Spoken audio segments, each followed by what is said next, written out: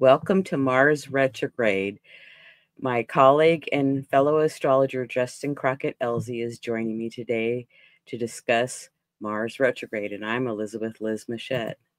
Welcome, Justin. It's good to see you. You too, Liz. I'm excited to talk about the Mars Retrograde, what that means. And you do a little thing about Mars every month, I believe, on Instagram, right? Yep. Awesome. So let's get started. So to get a hold of Justin, his website is justincrockettLZ.com, and my website is alightpath.com. So Mars goes retrograde on December 6th through February 23rd of 2025.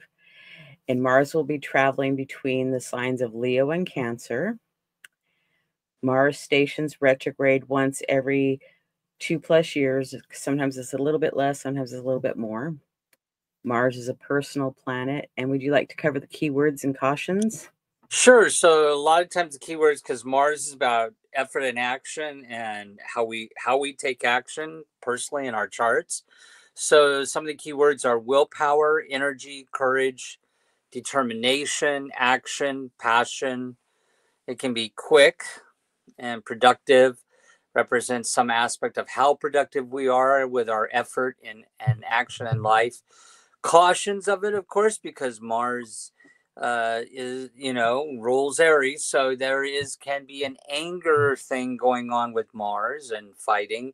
It can be impulsive but at the same time, it can be weak and not taking action, depending upon what your Mars in your natal chart is doing.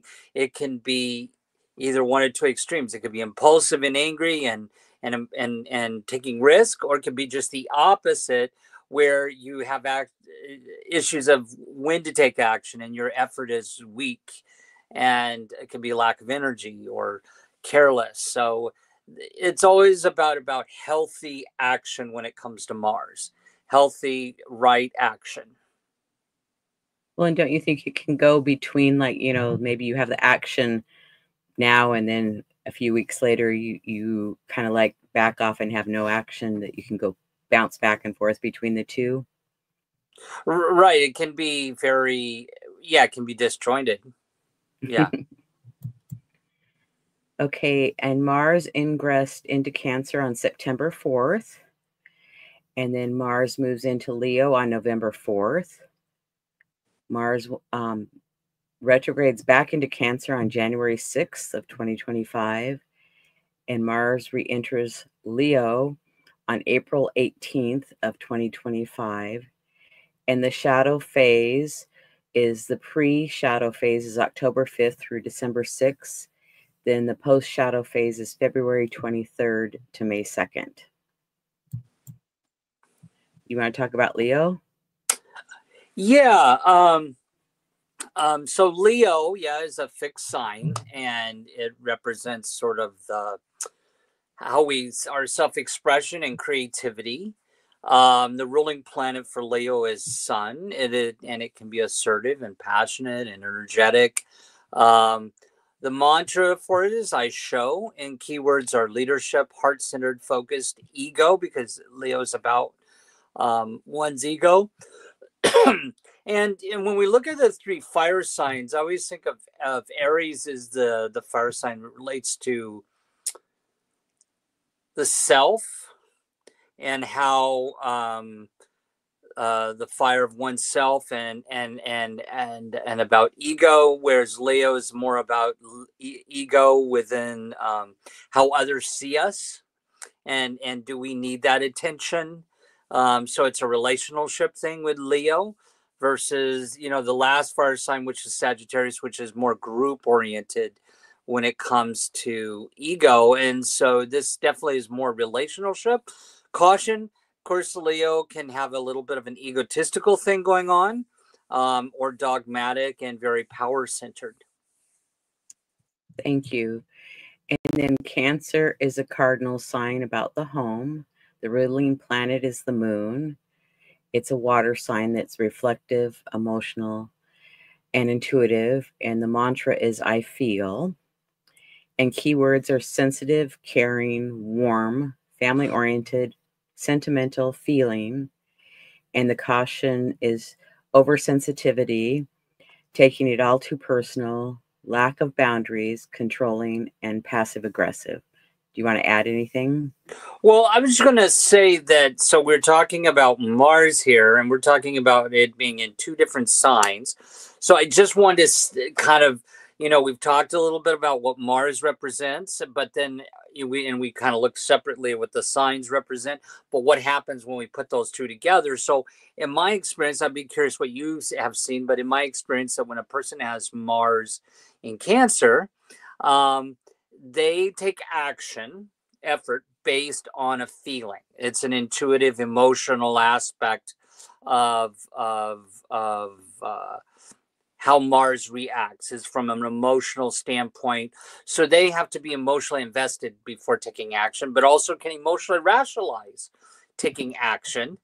But they're very intuitive and feeling intuitive about action that they take. So they got to feel it. They got to feel their emotions are right in alignment with that action. When it comes to Leo, because it is a fire sign, again, back to some of the things we saw with Leo, it can be a little bit not taking into account other people's feelings. Leo can, before it takes action. It takes action more based on something that it enjoys, because it does have a fun aspect to it. And it can be a little bit more self-centered when it takes action. So action is kind of based more around a lot of times some desire of fun, but also can be a little bit me focused. Both of them actually can be a little bit of me focused when it comes to taking action, but from a different standpoint. And it may be a little bit more of a risk taker. Mars and Leo is a little bit more of a risk taker than Mars and Cancer, definitely. Well, and I agree with what you said, and especially with Mars and Cancer, because I have Mars and Cancer. So it's, yes, that feeling nature is number one, in my opinion. Right. So we want people to kind of keep these things in mind as we go through this today, and we go through the Sabian symbols. We wanted people to kind of come back to that. Okay, this is how this Mars is going to react at its base level, whether it's in Cancer or Leo, is that's sort of the first layer, right? And Yes. then the Sabian symbols and the degrees and the planetary ruling those degrees is sort of the second layer on top of that overlays on top of that. Thanks for explaining that. That makes it more clear. So Mars stations retrograde in Leo on December 6th at 3:33 p.m. Pacific Standard Time. And here's the chart with an orange circle around Mars, and Mars happens to be in the 4th house that's traditionally ruled by Cancer. So that's very interesting. But, if you have a chart for the East Coast, it would be in a different sign. Or different house, right? Yes. Same sign, but different house. Thank you. But I like how oh, here it comes. You did the aspects. Yes. I was just going to point out this aspect. No, I think it's also important as we go through this period, and I'd be curious what you think. I think the most important aspect through this whole retrograde period that Mars is making, I think, is that opposition to Pluto. And so, as we talk about Mars wanting to take action, it wants to move. It's got the planet of death and rebirth opposing it, right? And so there's this, depending upon how you look at it, this is affecting this forward effort and movement with Mars right now, to where maybe, let's say, somebody's wanting to take action during this period of time, but along with Mars going backwards, which means second guessing possibly action, at the same time Pluto's, just like taking the foundation from under us right now with that, trying to take action. It's like it's not a stable action. That could be one way that plays out. What do you think? Well, and I would say, since Mars is retrograde and it's opposite that Pluto, it's like, what you want to move forward in, it's like maybe meditate on it, write about it, contemplate, maybe talk to other people, but like let it integrate before you move forward. It's like, okay, what maybe do I need to release, or what do I need to what expectation maybe do I need to let go of, or maybe I need to cut this down into 3 parts, that I can initiate this now or next month, and then it's going to take me a little while to initiate the other parts. And I would agree. I would agree. And I would say this is probably one of the top 3 or 4 aspects of the whole year of 2024, this Mars opposite Pluto. And at times, like here, Venus in Ceres is joining in on the party with, conjuncting Pluto. So, but I would say that that was one of the major aspects for this year.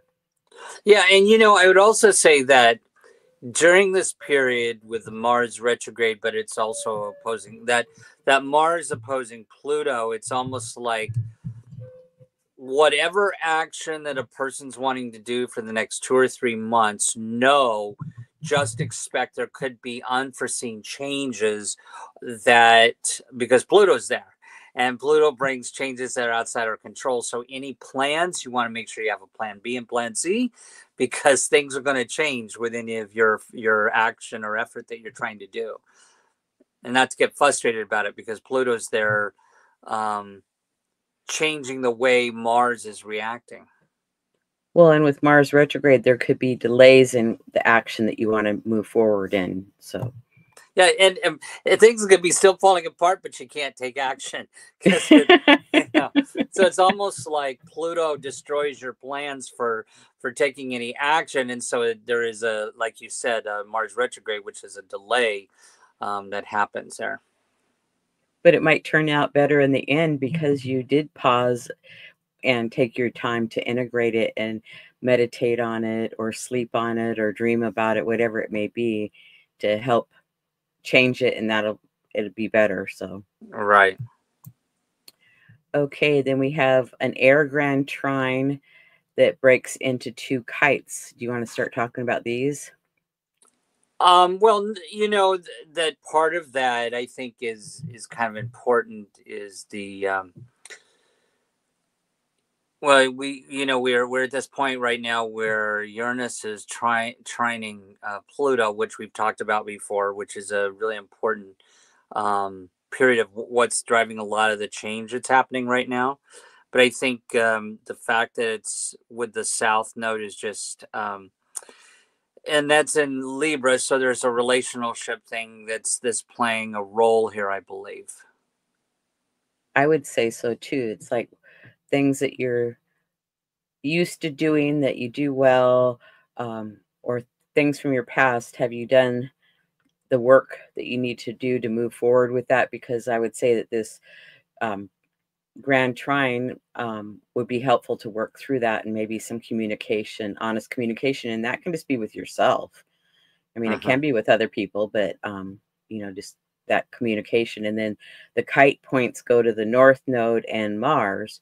So Mars is very active, and the North Node is also active in this too. So it's like, what do you need to work on or release to move into that North Node and move forward?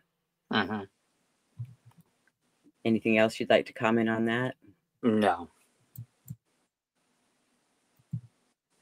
Okay, and then we have 2 mystical rectangles. And to me, mystical rectangles, they're like 2 sextiles and 2 trines, and then 2 oppositions.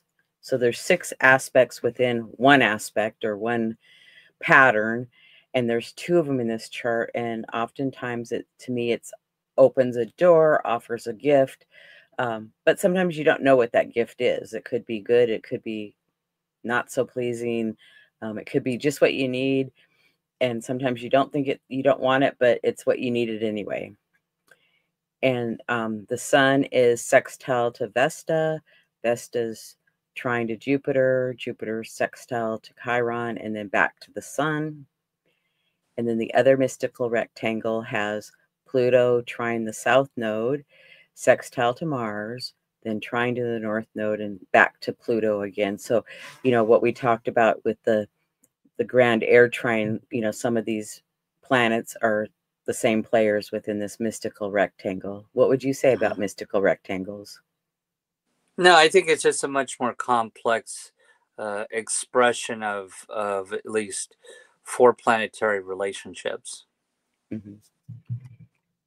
Okay. And then we're going to talk about the Sabian symbols and how they're related to the Mars retrograde. They were channeled in 1925 by spiritualist medium Elsie Wheeler.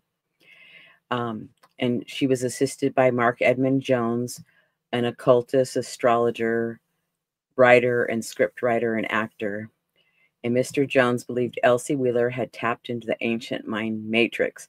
And Justin just did a really good talk at OPA, the Organization for Professional Astrologers, on using the Sabian symbols in astrology. And if you're interested in the Sabian symbols, that would be a really good one. If you're an OPA member, you can watch it for free, or you can purchase it for $15. So on here, I made a chart. The date on the left is the Mars retrograde period, and that's in yellow. And then the light blue color is the pre-shadow, and the pink color is the post-shadow phase. And so we start out with Mars retrograde at 6 degrees and 10 minutes of Leo. So we're going to bump it up to 7 and then work our way backwards, since we're talking about the Mars retrograde. Anything you'd like to add? And we do look at the 6 degrees on the Sabian, don't we, on this one? I believe we do. Yes. Yeah. So we're going to start with 7. The constellations of stars shine brilliantly in the night sky, and the power of basic spiritual values, which refer to man's common humanity and to all enduring archetypes. And the key word is permanence. And would you like to do the next one? Sure. And just to explain for everybody, we're going to walk through these, which is sort of the overlay of theme as Mars is going backwards, is retrograding. So this could be how people are reacting or situations are happening based on these key themes. This is how Mars is acting in some ways. So the 6 degrees is a conservative old-fashioned lady is confronted by a hippie girl. And this is where we're looking at our ethics and values and morals in the collectivity. So the key word here is relativity of social values. And then Leo 5 is a rock formation, towers over a deep canyon, and the structuring power of elemental forces during the long cycle of planetary evolution. And the key word is impersonality. And then Leo 4 is a formally dressed elderly man stands near trophies he brought back from a hunting expedition. So this is sort of this, again, back to ego. And this is the key word here is the need to dramatize one's self-expression. Okay, then we're going to move on to Leo 3, a middle-aged woman in her long hair flowing over her shoulder and in a braless, youthful garment. The will to meet the challenges of age in terms of our modern society, glorification of youth, and the key word is independence. And then Leo 2 degrees, we're almost to the 1 degree here now. So the Leo 2 degrees is an epidemic of the mumps. As we know, that's an infectious, contagious disease. And so this does kind of represent the spreading power of crises within the collectivity, how we kind of all are encompassed in that. So the infectious spread of individual experiences, meaning like, let's say, for example, this Luigi Mangione thing kind of pulls us all in. We're all affected by some type of thing that happens within the collective. And then Leo 1 is blood rushes to a man's head as his vital energies are mobilized under the spur of ambition. And the keynote is an interruption of biopsychic energies into the ego-controlled field of consciousness. And then we'll continue from January 6th, still moving backwards, and we'll start with 30 Cancer. So do you want to start this one? Yeah, so this is, again, it's just entered back into Cancer now. And I might point out, just so we know, because we just went through those first 6 degrees of Leo is ruled by the sun. So we kind of have to overlay that on top of it.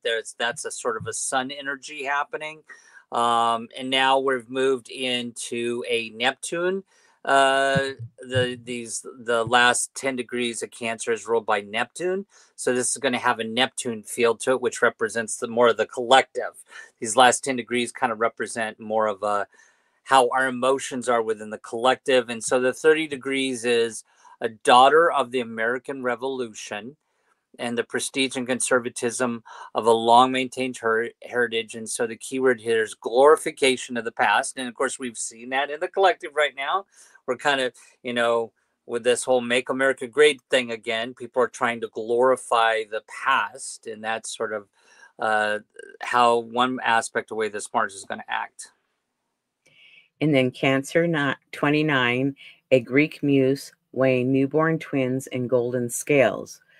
The intuitive weighing of alternatives.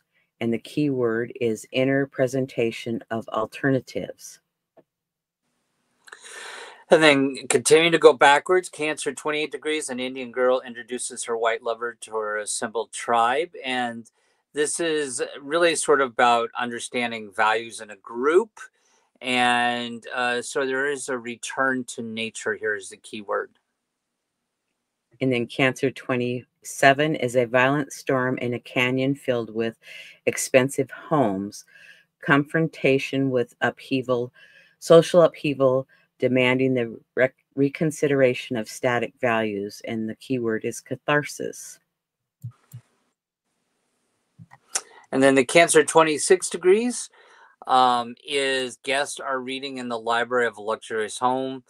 And here we have the transference of social privilege to the level of intellectual enjoyment. And so we have the keyword here is class standards of information. And then Cancer 25, a willful man is overshadowed by a descent of superior power. The response of spiritual forces to the integration of personality through positive willful endeavors. And the key word is endowment. Right. And then the Cancer 24 degrees is a woman and two men castaways on a small island of the South Sea. So here we are talking about the complex inner potentialities of harmonic and concrete relationships. So this is about interdependence, how we're all depend upon one another and the complexities in our relationships, especially at this particular period of time. And then we're going to continue going backwards. So January 24th, we're going to start with 23 Cancer and work our way back. So Cancer 23, the meeting of a literary society, the objective and critical approach to the common factors in our culture and psychological problems. And the key word is intellectualization. In Cancer 22 degrees, a young woman awaiting a sailboat. And here we have the longing of transcendent happiness and a soul open to great dreams. So the keyword here is expectancy. And then Cancer 21, a famous singer is providing her virtuosity during an operatic performance, the emotional reward accompanying a cultural experience. And the key phrase is the price of success. And then Cancer 20 degrees, Venetian gondoliers are giving a serenade. Happiness is an overtone of social integration and conformity to custom. And again, the key word here is festivity. And we notice that all 10 degrees of this last 10 degrees of Cancer are all really talking about group and relationship type of stuff. Hence it's Neptune.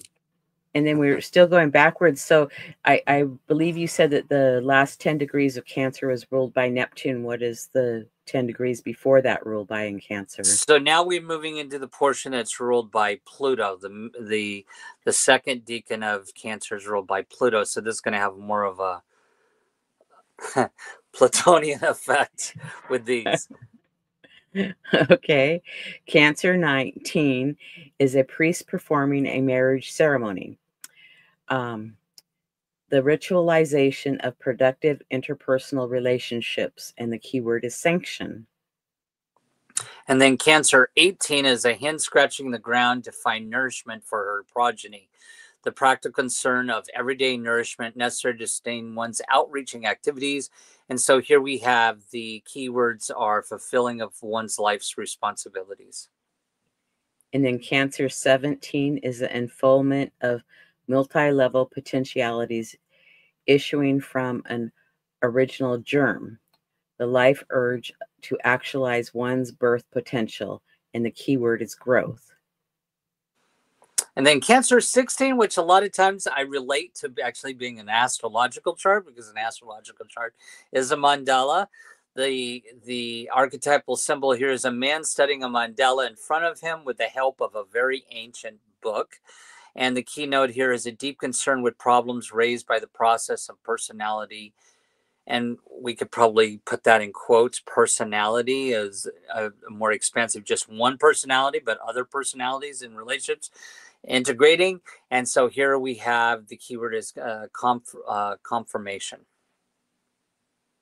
Right. And we added degrees before and after because it tells a story. So that's why if you're wondering, well, gee, they added an extra one. It's like we're trying to tell a story with this. What leads into the 17 degrees is 16, right? Yeah. Yes.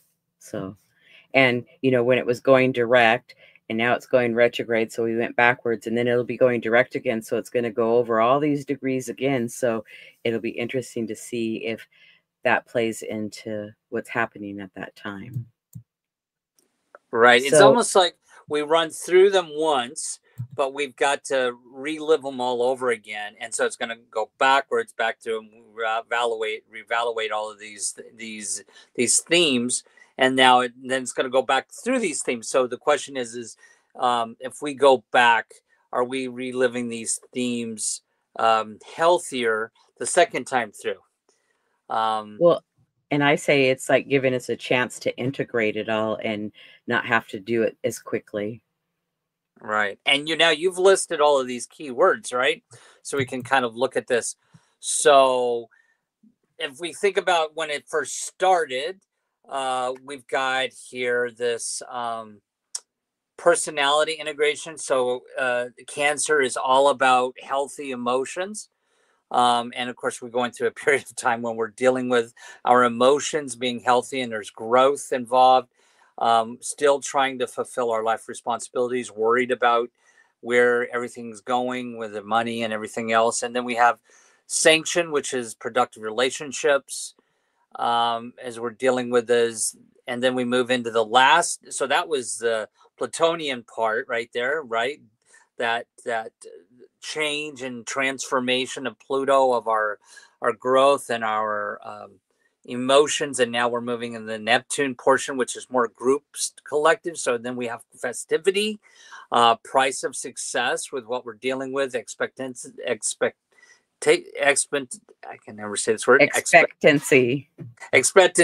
Thank you. Within the collective, and intellectualization of what we're dealing with, interdependence of relationships in the collective, and then the power we have with those relationships, and information that in our communications with everybody. And then we have somewhat in these last 4 degrees of Cancer a little bit of a catharsis that happens, and returning back to what's emotionally important as far as our values in the collective, and making choices as alternatives. And then the last degree is, because Cancer is a sentimental sign, right?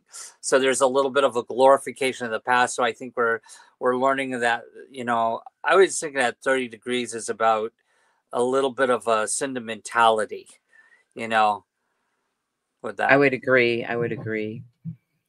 So it's like that Plutonian, what needs to be released to grow new things, and then the Neptunian, it's like maybe create some new dreams or visions. Right. Yeah. So I think we see, particular things are about values and relationships And yeah, values and relationships, I think, is sort of, to me, is sort of a couple of important themes throughout the whole thread of that story. What do you think? Oh, I agree. I agree. And, how we're growing and, you know, who we need or what we need, and, making sure that we have the information that's helpful and that there is an interdependence, And, because we are social beings. yep, yep. And it's something I want to say before I forget here, because I got this, and this, we got to put this in context of Mars. So any action that we take during this period of time around these themes of relationships and emotions and growth, um, that's going to play out, that Mars, at any action or effort. So it may be that, when it comes to fulfilling life's responsibilities, we may take on a new role. At 18 degrees Cancer, with the hen scratching, progeny, somebody might take on a role of doing some caregiving right around this period of time. Or somebody at 21 degrees may be questioning the price of success, whether they're being emotionally fulfilled in their work right now, and maybe they need to go back to that growth. And and then, of course, somebody could be taking on some new responsibilities with endowment, with the 25 degrees Cancer, and then others could be going through some type of catharsis right now, of emotional catharsis. So I think this, again, is all around, there's an action oriented aspect to this. Well, and Mars has been ruling the North Node for almost the last year and a half, and will for less than a month more. And so, this movement forward and North Node is about how we are moving forward and to grow and be. So it's like they're working together, I think. Yeah, I agree. And And that last one, glorification of the past, this also could be a time when somebody takes action and actually does some genealogy work of their family line. yes, Through absolutely. cancer, That's a good one. Okay, and then we do the Sabian symbols for Leo, and go for it. You did a great job on Cancer. Keep going. No, and then, so again, we're going backwards and then back through this twice. I think that once we get done with the whole Plutonian energy of transferring and transforming our emotions, and then dealing with emotions in the collective, and now it's almost like then we take this sun focus, right, with Leo, which is about focusing more on oneself a little bit here. And so I think this is we've got that infectious spread of individual experiences. So it's kind of, how are we being drawn into how are we allowing ourselves to be drawn into experiences in the collective that are sort of infectious per se, that we can get kind of dragged into, but then having some sense of independence apart from that, and overcoming our animalistic tendencies, and really kind of taking an impersonal view about certain things. But also, again, there's a lot of value stuff within the Sabian symbols, right? And I think it's brought back to here with this relativity of social values. And then, of course, the key word on the last one there about permanence, that there's no such thing as permanence, right? Yes, everything's always changing and moving. Even the Yeah. planets are moving and changing. So, I think one way to look at it is this, that last 20 degrees Cancer, what we were learning all about our emotions and transforming our emotions. Now we take that to the next level with Leo, and we're now dealing with how we are using those emotions to express ourselves. Yes, What's your thoughts absolutely. on the Leo?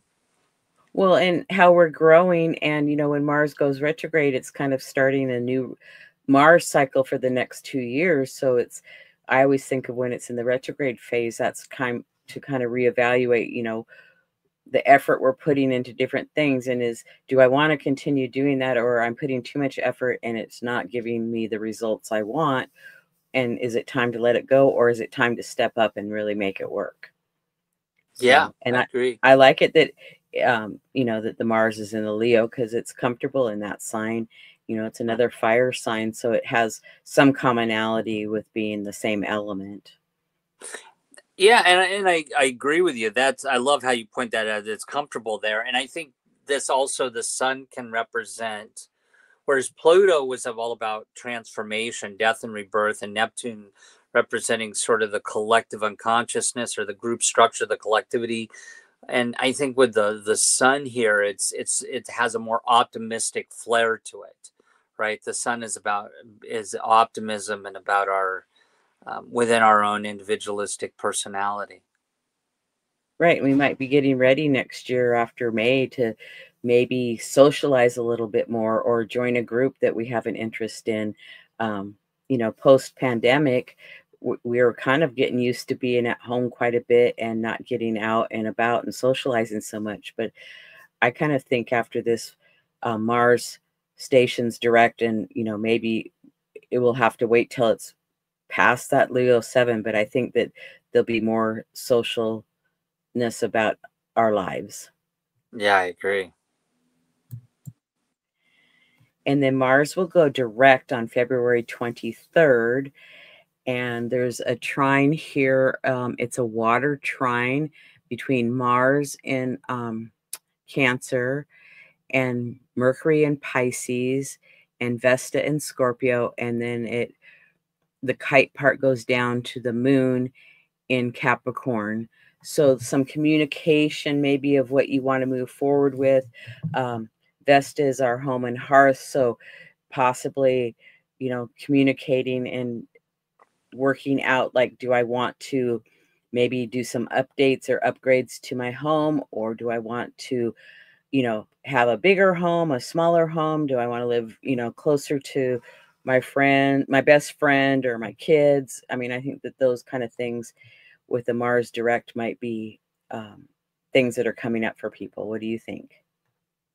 Yeah, I agree with you about the communication piece, because we got Mercury there.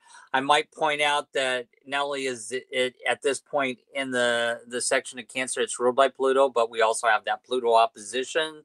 So it's almost like this could be a really important point here, where like something actually is, when it stations direct here, it goes direct, this could be the time when somebody actually says, okay, now I'm going to move forward and take action with something, like a big, this could be a big point of like a big event happening, or some action happening at this particular point. It's almost like it gets to a point before the how do we say this, the rubber bands let go, right? You stretch it all the way back and then you let it go, then it goes direct again, right? So this could be the point where it's, if somebody's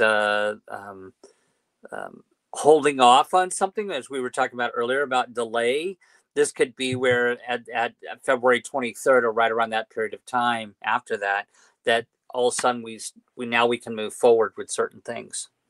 Right, we start to begin to take the action. Yeah.